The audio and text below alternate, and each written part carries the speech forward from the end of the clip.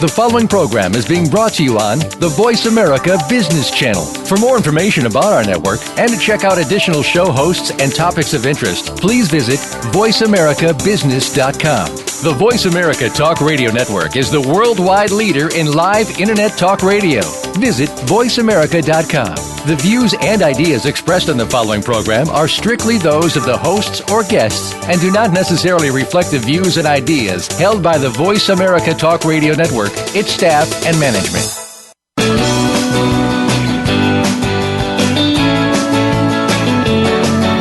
In the past few years, we've heard the term free agents and been told we would all need to become one in order to succeed.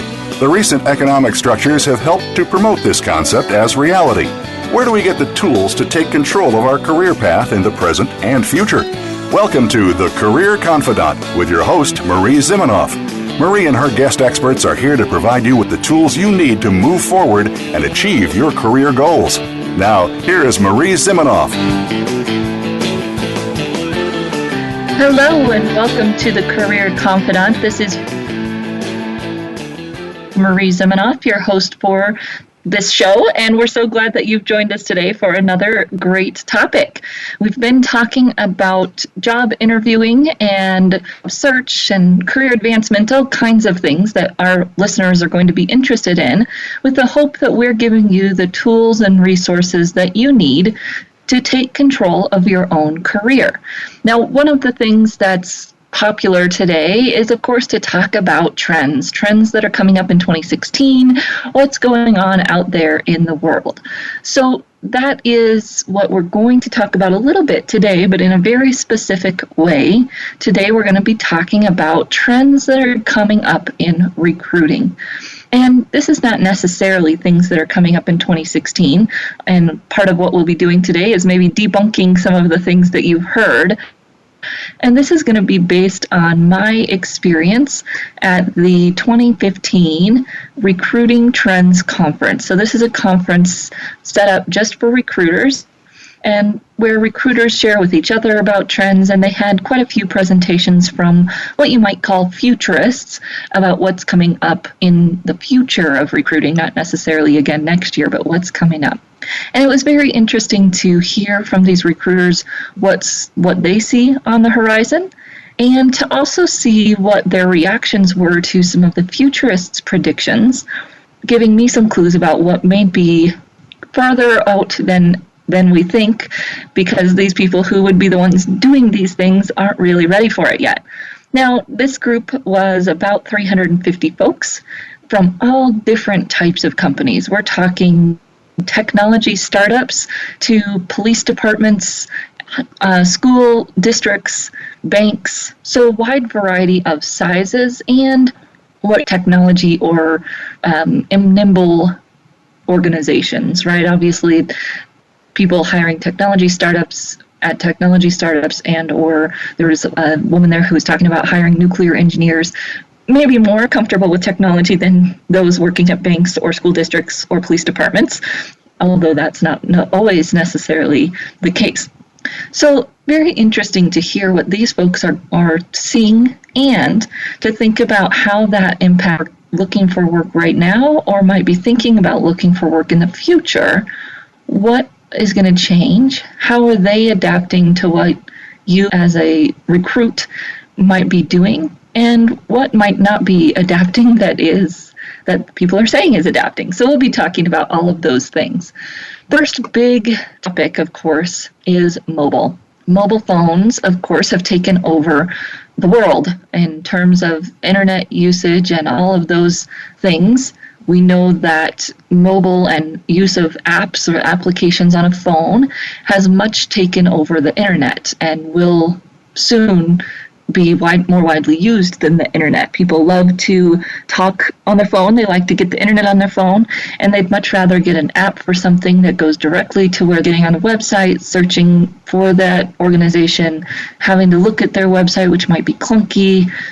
And so because of this drive towards mobile, there are many things that are being changed, right? So Google changed their algorithm that if your website is not mobile friendly, you don't show up as high in the search rankings. So of course, most companies are pushing their websites to be more mobile friendly. So you would think, of course, that means HR folks are scrambling to be better at recruiting on mobile.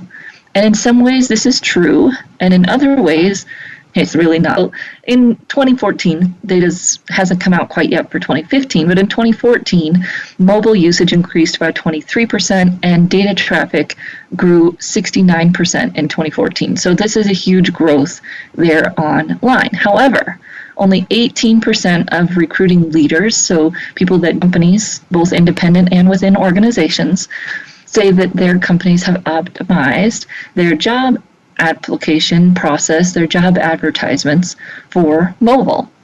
So you have this very strange dichotomy that's going on where 68% of you, job seekers, people who are looking for work, are viewing jobs on a mobile phone, and 9 out of 10 job seekers want to use their mobile phone to find a new role, but only 1 in 10 companies are really ready to help you there.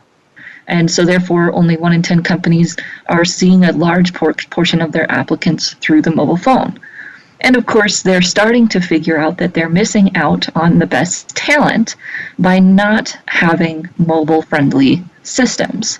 So yes, that will be coming, and I'm sure there will be specific apps, although most organizations are going to use the things that already exist.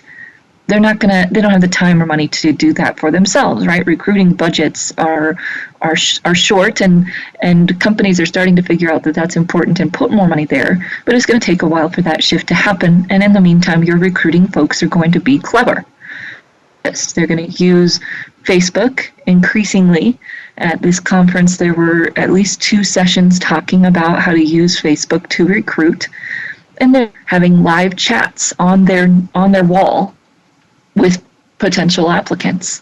They are, obviously doing ads through Facebook, targeted ads. Facebook is great in terms of its ability for a company to parse and advertise to specific people.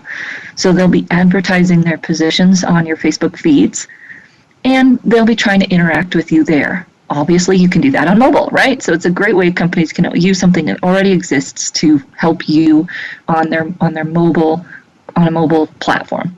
Of course, they'll be using LinkedIn. Now, LinkedIn is getting more and more expensive for the actual talent sourcing side of it. So recruiters are very crafty here too. They're using LinkedIn as super users, right? They're using LinkedIn by doing Google searches that then pull up LinkedIn profiles. Then they can go in through LinkedIn and connect to those folks through the LinkedIn app. They can join groups and recruit there. They can use discussions instead of posting a job that costs money. They can use a free discussion in a group to find talent. And so for you as really trolling and looking, those are going to be good places for you to do your activities in groups that make sense. Be open to connecting to recruiters. Make yourself more of an open networker. You can go into your settings and let more people connect with you. Doesn't mean you have to accept, but it does make it easier for a recruiter to connect with you should they find your profile when they're doing their Google search and they find you makes it easier for them to connect to you. So that's my prediction on how they'll be using mobile more in 2016. It's not going to evolve quickly into, though there's every company has an app. It's just too cost prohibitive. They'll be using the apps that already exist. Twitter, Facebook, LinkedIn, the places that you're already going, they'll be figuring out ways to better use those mediums to connect with you on mobile. And so that's a great place for you to increase your activity, increase your visibility, and make it easier for people to connect with you on those mediums. That's really where it's going to be. And so mobile, well, one of those things, right, is also maybe prohibiting you from applying to their website. And companies, again, are working on this, but it's going to be slow, making their sites truly mobile friendly, making it so that you might actually be able to apply online.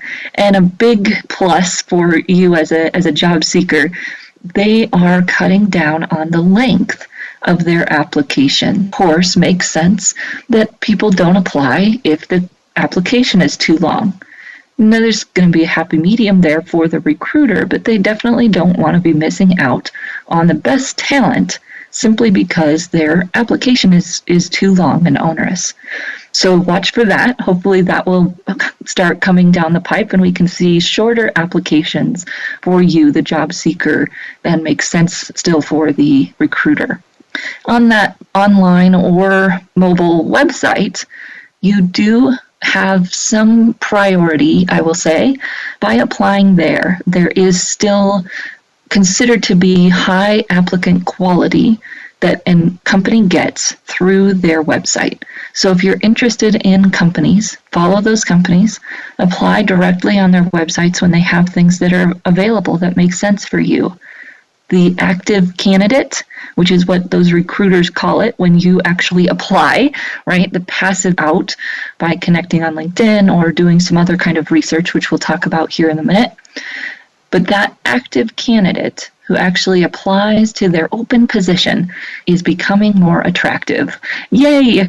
We're no longer in this weird world where you have to pretend like you're not interested to be appealing. Well, still somewhat, but if you actually apply, they may actually talk to you because the way the market has shifted, which is wonderful. So applying online, of course, we want to make sure that you fit 80% of those requirements. If you apply online, you want to make sure, of course, that your resume is in Word format, doesn't use tables, lines, shading, all of those things are fine. No tables, but lines and shading are fine. And it'll go right through their system, and you do have a good chance of getting contacted by applying to a company's website today because of their lack of talent. The lack of talent there, so you can apply to their positions. So we're going to take a short break here, come back, we are recruiting, how they are sourcing candidates, and what that means for you. So we're going to take a short break. We'll be right back in just a few minutes.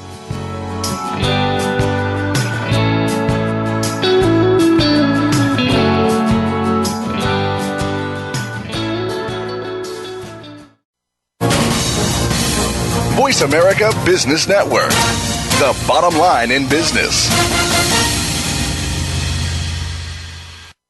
You know that the career landscape has changed and that you need to be proactive about managing your career. You can have the foresight, skills, and confidence you need to take charge of your career and seize opportunities. A strategic advantage and career expert, Marie Zimenoff has helped thousands of leaders like you get focused, get found, and get hired. Visit getcareersmart.com to find out more. That's getcareersmart.com or call 800-521-2080 to schedule your complimentary consultation. Does your organization lack proper leadership? We're not necessarily talking about experience, but about how to face the changing dynamic of leadership today. Sometimes the people we lead know more. Old ways don't work anymore, and the comfort zone just becomes too easy. Listen for Out of the Comfort Zone with Dr. Wanda Wallace.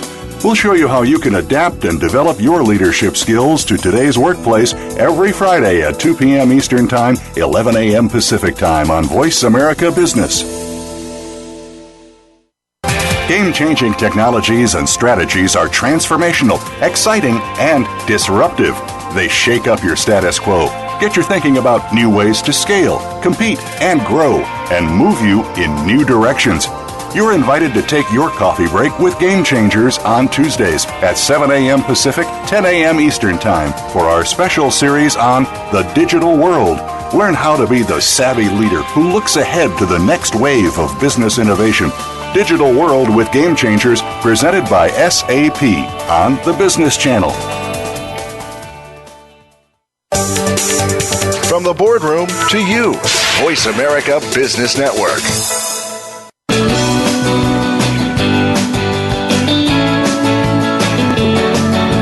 You are tuned in to The Career Confidante with Marie Zimenoff. If you have a question or comment for Marie or her guest today, please call 1-866-472-5790. That's 1-866-472-5790. You may also send an email to marie@astrategicadvantage.com. Now, back to The Career Confidante.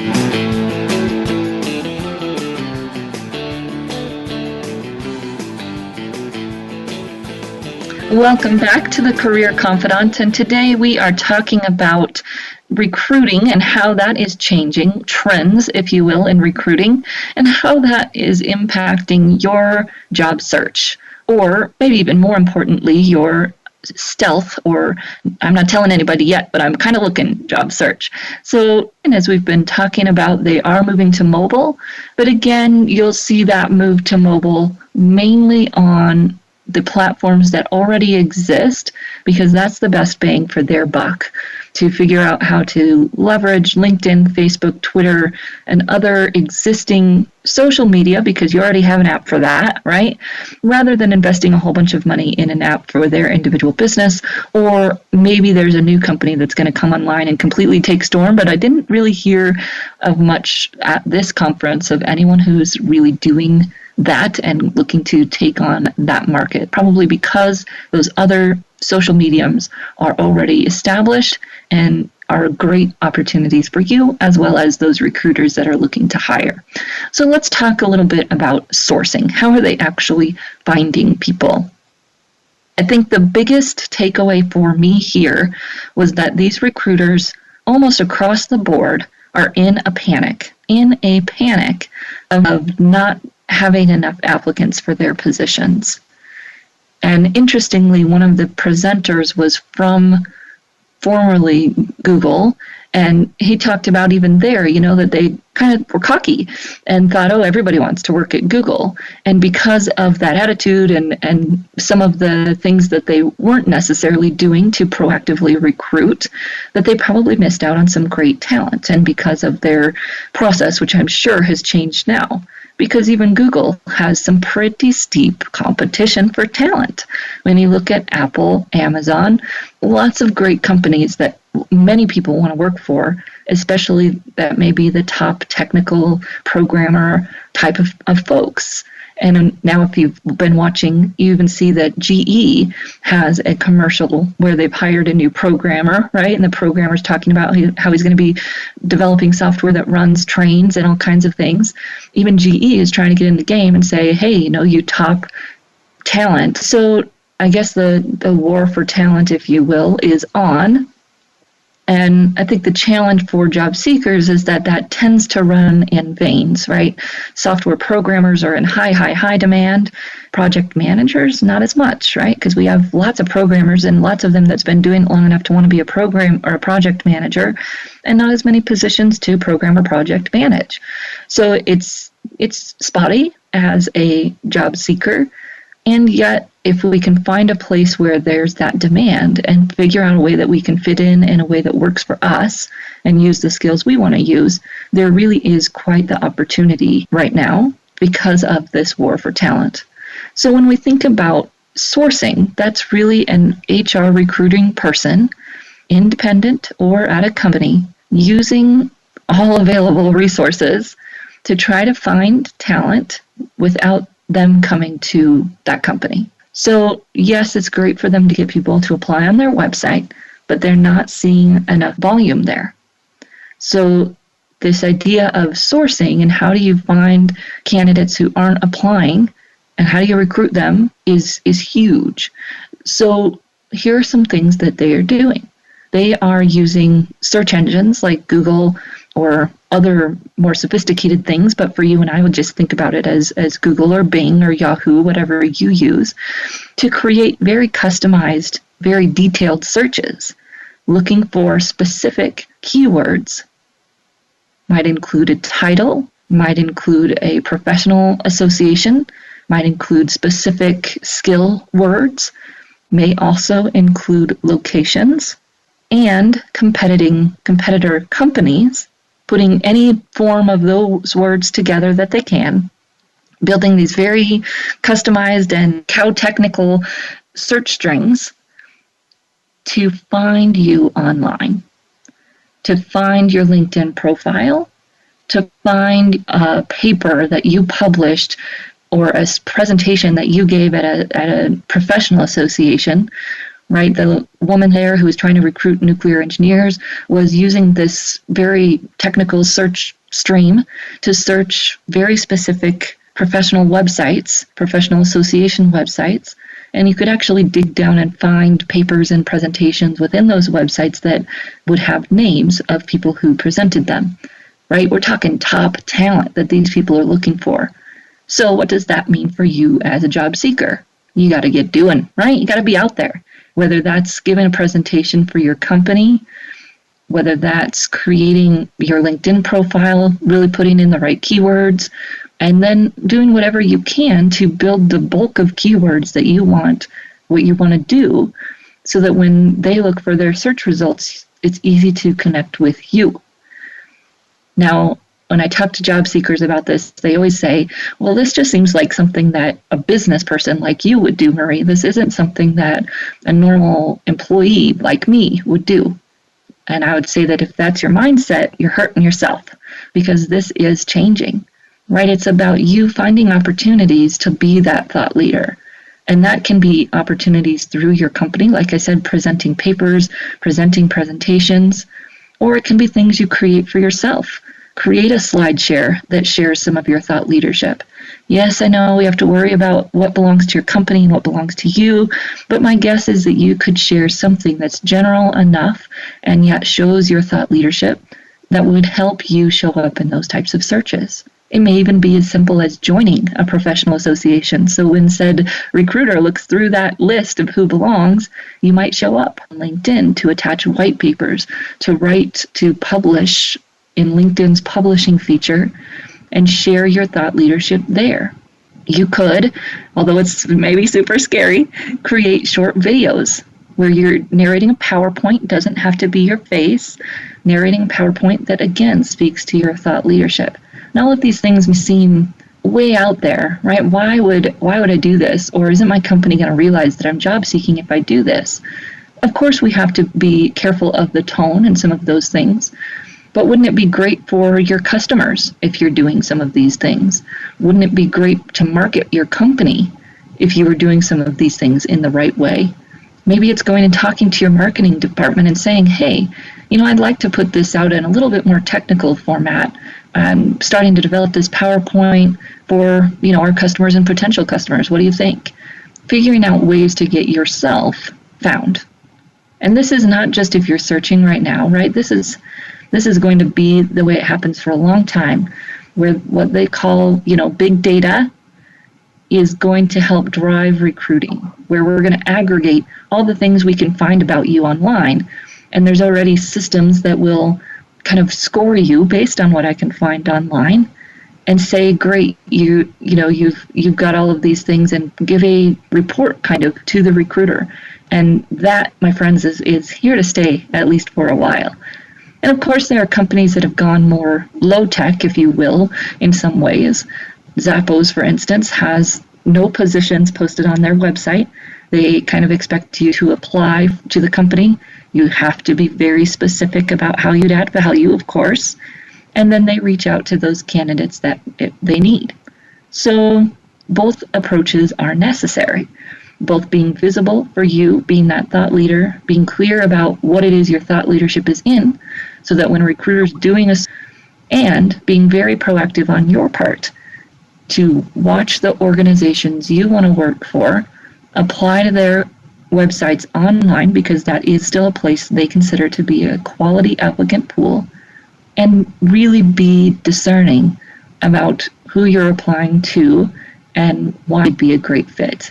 So both a two-pronged approach, if you will. Of course, if you're not as active in your search, you're just kind of thinking about it, you'll want to go more the thought leadership visible route.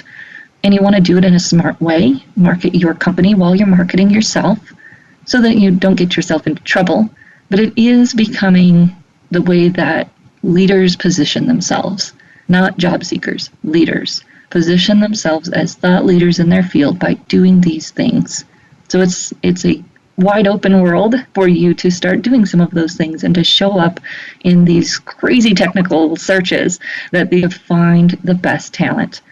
And it's really about, and I have been saying for a while, right, to be a star where you are and show that star, let it shine outside of your world. It can't just shine internally today.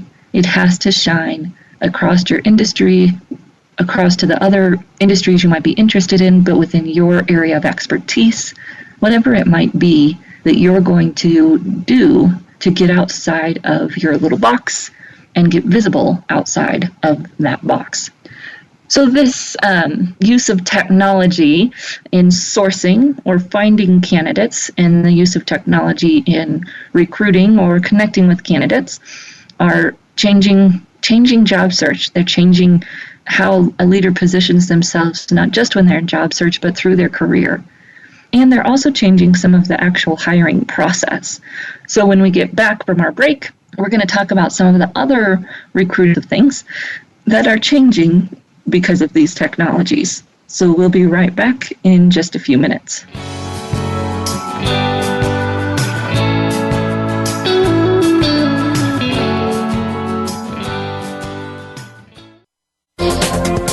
The business community's first choice in Internet Talk Radio. Voice America Business Network. You know that the career landscape has changed and that you need to be proactive about managing your career. You can have the foresight, skills, and confidence you need to take charge of your career and seize opportunities. A strategic advantage and career expert, Marie Zimenoff has helped thousands of leaders like you get focused, get found, and get hired. Visit getcareersmart.com to find out more. That's getcareersmart.com or call 800-521-2080 to schedule your complimentary consultation. Tune in to The Soul of Enterprise, Business in the Knowledge Economy, with co-hosts Ron Baker and Ed Kless. Ron and Ed will show you how to recognize that wealth is created by intellectual capital. It's all in the possibilities that we can create and that are created for us. These possibilities are destined to be discovered by human imagination and through the service of others, creating a brighter future for all of us. The Soul of Enterprise is heard live every Friday at 1 p.m. Pacific Time, 4 p.m. Eastern on the Voice America Business Channel and simulcast at the same time on the Voice America Variety Channel. Bob Pritchard has over 30 years of experience as a straight-talking business consultant and author working with some of the top Fortune 500 companies.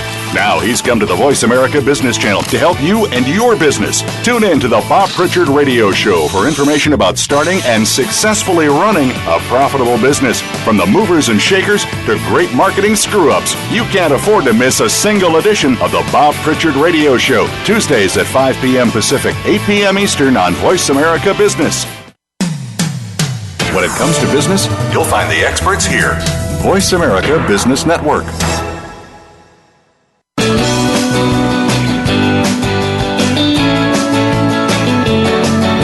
You are tuned in to The Career Confidant with Marie Zimenoff.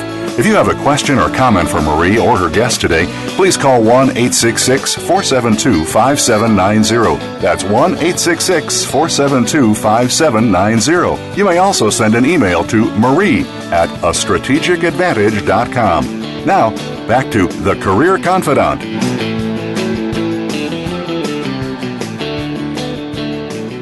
Welcome back to the Career Confidant, and today we're talking about trends in recruiting, specifically those that came up from the Recruiting Trends Conference that was held this November. And so employers, recruiters, as I said, are in kind of a panic to find the best talent. They are trying to move to mobile, they're using social media like crazy, and they're also using searches, online web searches, very in-depth to find the best talent on LinkedIn, on professional association websites, people who are publishing, speaking. That's how they're finding your names. So, of course, the important thing for you is to be out there to be found. One of the other things that's changing, idea of being able to take your data and kind of process it and analyze your personality. And so this is happening in a few different ways. It's happening in the kind of sourcing or selection phase. When people are looking at job applications, resumes, you'll notice that a lot of companies ask you to answer in writing a list of questions before you even are interviewed.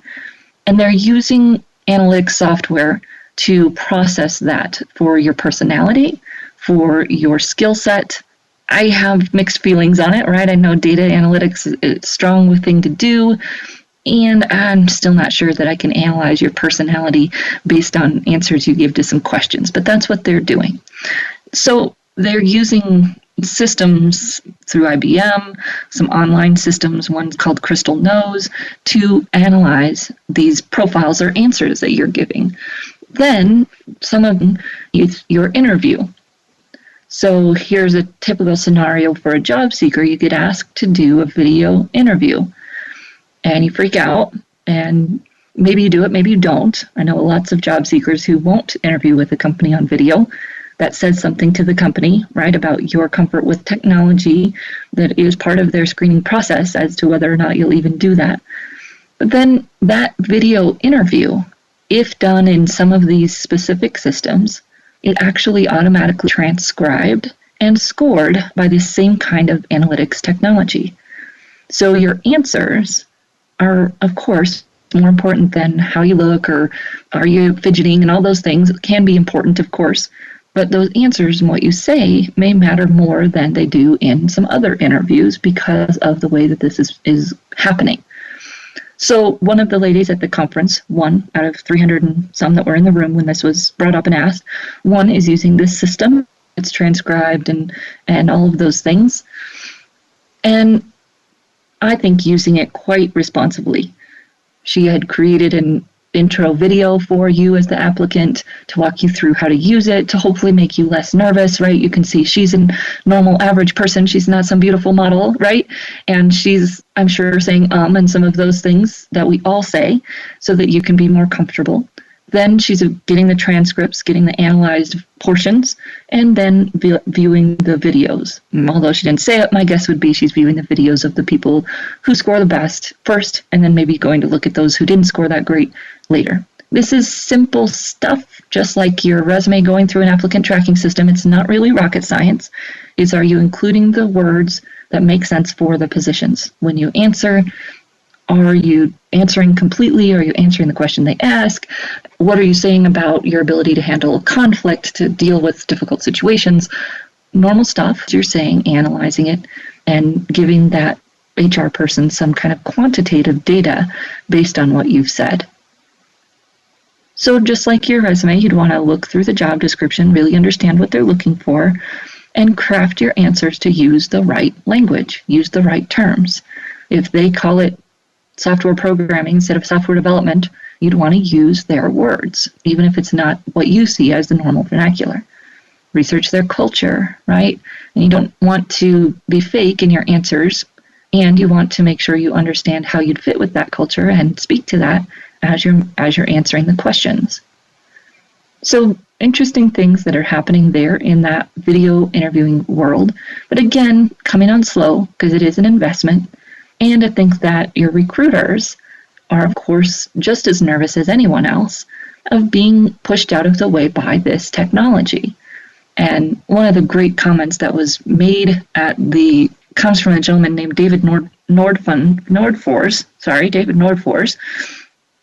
was talking about good luck versus let's rock. And kind of good luck being, good luck keeping your job when the machines come in, kind of a fight mentality against the machines, versus let's rock being, okay, let's see how we can use this technology to make ourselves more valuable. And I thought that was a great approach for any person in any position, because technology is taking us all by storm. And can you position yourself to be the value that's added to the technology, to do the things the technology can't do, to be the person that's actually using the technology versus that person that is avoiding or resisting the technology and therefore are going to be made obsolete because of it. So if you're asked to do a video interview, consider yourself that, right? Do I want to be the person who can use technology to be better, can use technology to be more efficient? Because that's what these recruiters are trying to do. And they're just as scared of it, right? Because they're people. They're not thing or technology people. And so it's okay. Ask them about it. They're happy to talk you through it, especially if they get you to that point where they're going to interview you. They're happy to. They like talking to the people, right? And it shows that they add value because they are getting the best candidates to be most comfortable and to do the best they can do in this process. So it's coming slow, but recruiters will, just like the rest of us, realize that they have to embrace it, use it, show that they can master it, or they're going to lose their jobs. And so you will see more of these things happening. And they are trying to keep the people part of it, right? Think about that an organization can interview more people, get more data, even though they're analyzing it with their computer. They can get more data from more people by using these systems versus having to do those phone interviews or something that is quite costly in their time. They can only do so many. When they do a video, the opportunity to quote unquote talk to more people. And so if you as the job seeker can use that to your advantage and practice for that interview, be ready with your great stories, know the culture, know the language, it might actually be to your advantage instead of your disadvantage that this technology is coming up and really taking storm. So the interview process is changing, right? People don't have the money to fly you around. So you're going to be seeing more video interviews. People are talking about at this conference, what is the real value of bringing somebody to the campus? Do we need to bring somebody on campus before we hire them? It seems crazy that they're even having that conversation. But they want to get the best talent, and they have a limited budget. So the conversation is happening. Now, for the most part, I would say that people still are saying that they want people to come on site before they hire them. But there were quite a few companies who are hiring. The nice thing for you, job seeker, with this pinch in talent, especially in certain areas, is that there are companies doing wonderful things for their employees, absolutely wonderful things for their employees. Insurance company, technology company, we're all there talking about the things that they're doing to attract people to their organizations. Of course, we're all familiar with the things that Google has on their campus for employees, the bus, the workouts facilities, all of these things. And that's becoming more common for companies. And they still want to hire people that want to work there for the right reasons. One of the ladies from the insurance company was talking about how they have all these great perks, but if someone can't tell her why they want to work there and why they think they'd be a good fit there, that was more meaningful than all these wonderful perks, they aren't getting anywhere, right? So just because these perks are coming doesn't mean that you get to use that as an outward, hey, you want to work there. You really do have to know why you'd be a good fit, how you fit, what the culture is like, as you're going through that interview process. That's getting more and more important in some ways. And then on the complete opposite way, you have more companies moving towards this kind of project-based hiring, where if you have the right skill set, we really don't care if you're a fit. We're going to bring you in, do this project, and then you're gone. So, whatever. And that is a big shift for you as a job seeker.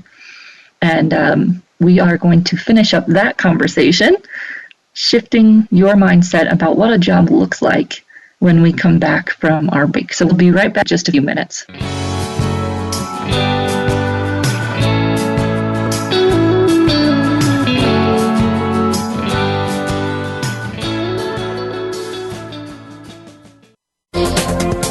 The business community's first choice in Internet Talk Radio, Voice America Business Network.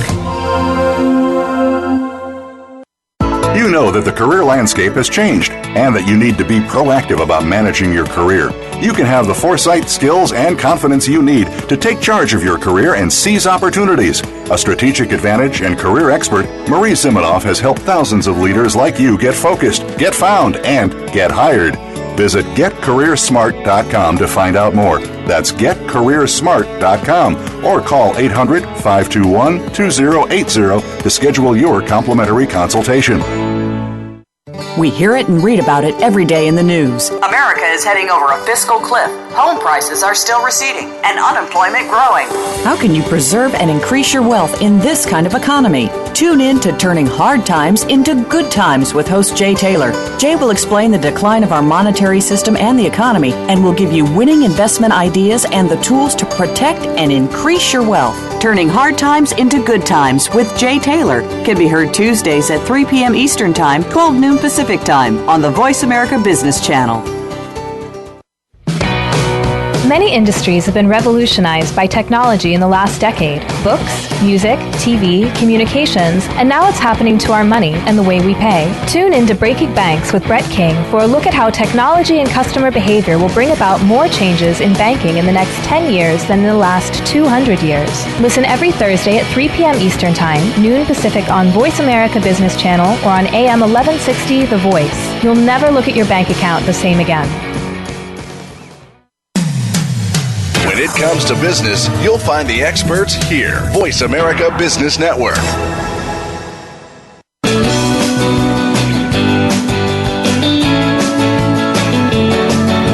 You are tuned in to The Career Confidant with Marie Zimenoff. If you have a question or comment for Marie or her guest today, please call 1-866-472-5790. That's 1-866-472-5790. You may also send an email to marie@astrategicadvantage.com. Now, back to The Career Confidant.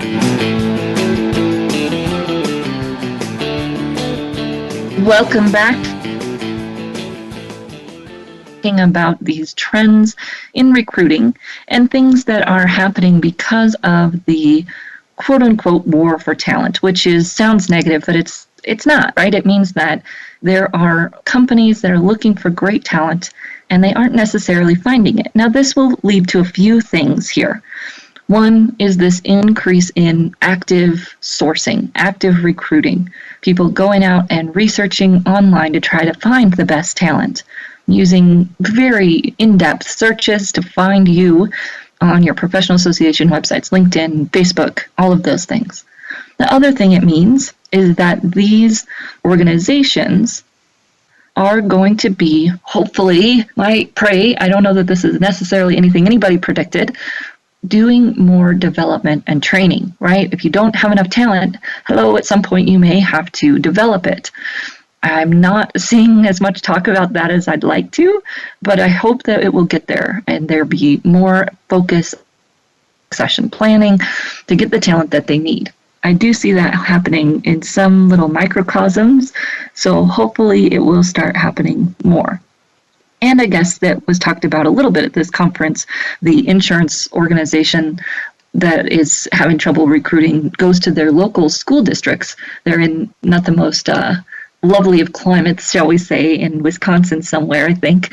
And so they found that when they hired people from certain places, they just left because they'd spend one winter there and couldn't do it. So they decided their best avenue was to go and talk to their local folks, get them interested in working there when they were younger. Hopefully they'd go away to school and then come back and work there when they want to return home. So there are companies that are taking somewhat the training or talent cultivation route. Hopefully that will continue. The other thing that it means is that people are doing more contract-based or project-based work. Now, of course, that was the impetus for this show, is this increase in contract job seeker need to flip your switch about what work looks like, right? Work may not look like a job where you're getting a regular paycheck and benefits and all of these things that we're used to, but it may look like project after project where, again, we have to be visible to keep getting said projects, but we have a specific area of expertise for which we get recruited. These companies just need that expertise, right? Especially in areas where there are gaps. I have a family member actually who's a recruiter for a manufacturing company, and they needed a very specific skill set for someone to do health and safety for them, right? The manufacturing safety part of it, and struggling to find talent in that area. I'm guessing that they want to actually hire someone, but it may end up where they end up getting someone on a contract basis just so they can get someone in the role. And people who are know that if you've got that kind of a skill set, you have the power, you have the bargaining chips, you have the ability to do what you want to do, right? And figuring out where your skill set may be that could fit into that world, could be that in that kind of demand, is is going to be important for you as you move forward, right? What's your niche? What's your specialty? What do people need you to do for their business? The more clear you can be about that, the easier it will be for you to get either kind of job, the regular kind of job or this contract kind of job. But I see it that people are looking for the best talent. They're looking for people who can solve their problems. They're looking for innovators. Very interesting talk about innovation at this conference, and then the difference between hiring someone who's kind of got to do it by the book and doesn't have much ability to problem solve or think outside of the box, although, they hit what you can do to show them that you're an innovator. And part of that, of course, is doing it before you get there. Right? Walking in the door to an interview or even sending in a resume that says you're an innovator is not going to be impressive. It's what can they find online that demonstrates that. Again, things that you've done, presentations, you're giving actual proof that you're a thought leader in that field. That's going to be the measure of whether or not you're an innovator, not those words on your resume or even in your LinkedIn profile. So when you're thinking about being attractive to these companies, there is still some attraction, of course, naturally almost, to someone who's somewhat aloof. Desperation attracts no one, right? Desperation is, whatever realm you're thinking of it in, dating, anything, that's just not attractive. And same goes for you, where you are, shining brightly so people can find you, and being approachable, friendly, open with your communication, but never desperate. It's a fun little game that we all get to play, right? And that's true no matter what line of work you're in. Of course, you technical people get a little bit more leadway because your recruiters are used to dealing with technical people who don't necessarily play all these social games. But I'm seeing that even in those realms, some of these things are a little bit more expected than they used to be, and people are a little bit more discerning than they used to be. So you as the employee, what can you take away from this? Of course, to be visible, to be that thought leader, to demonstrate your thought leadership online, not just to say it. Publish, write, post, talk. Do whatever you can do to position yourself as a thought leader in a bigger circle than your company. That's not going to do it today. The other thing is to realize that communication, and these recruiters were talking about it in the way of how they could attract candidates, but the same thing applies to you as a candidate. You're expected to be more open. You're expected to have social interaction with them and be open to that. They were telling a story of one company who hired a 60-year-old lady because she had posted kind of party-like pictures on her profile, and that was the company's culture. Of course, I'm not suggesting that you do that, but I am saying that the world has changed and that your social interaction, how you interact on these social mediums, LinkedIn, Facebook, Twitter, does matter. And you want to interact on those mediums in a way that is congruent to your brand. Talk about the causes that matter to you. Talk about the things you're interested in, but don't just talk business. Talking business, being that formal, doesn't work today. Don't be afraid to show at least some of your personality. And of course, keep listening here. We'll be coming up for you in 2016 here on the Career Confidant next week, right here on Voice America. So feel free to tune in, and we hope that you'll join us again next week on the Career Confidant.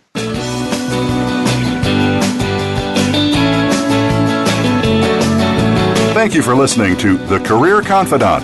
Marie Zimenoff will return again with another terrific guest next Monday at 6 p.m. Eastern Time, 3 p.m. Pacific on the Voice America Business Channel. Be sure to join us then.